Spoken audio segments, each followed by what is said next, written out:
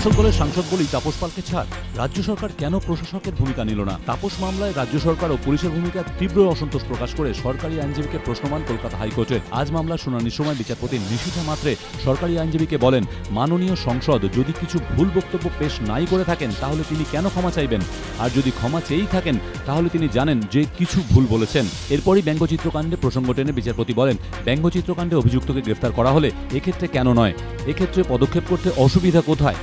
তাহলে কি শাসক দলের সাংসদ বলেই তাঁকে ছাড় দেওয়া হলো?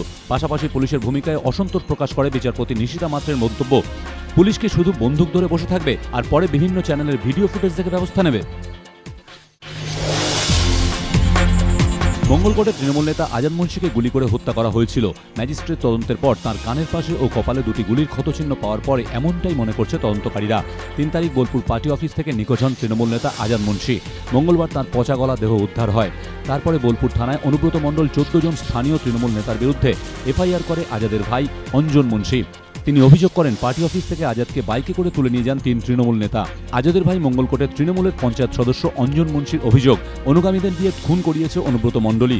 আজাদ মুন্সির দেহে গুলির ক্ষত মেলায় পরিবারের খুনের অভিযোগ আরও জোরালো হলো বলে মনে করছে রাজনৈতিক মহল। এদিকে কাটোয়া মহকুমা হাসপাতালে তাঁর ময়নাতদন্ত হবে না, তার ময়নাতদন্ত বর্ধমান মেডিকেল কলেজ হাসপাতালে করা হবে।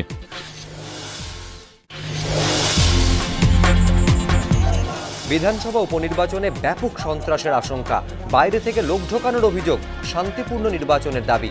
আশঙ্কা এক, অভিযোগ এক, দাবিও এক। মঙ্গলবার মুখ্য নির্বাচনী আধিকারিকের কাছে সিপিএম, কংগ্রেস, বিজেপি ৩ দল। বিধানসভা উপনির্বাচনের আগে বসিরহাট দক্ষিণ বিধানসভা এলাকায় বহিরাগতদের ঢুকিয়ে অশান্তি সৃষ্টির চেষ্টা করছে তৃণমূল।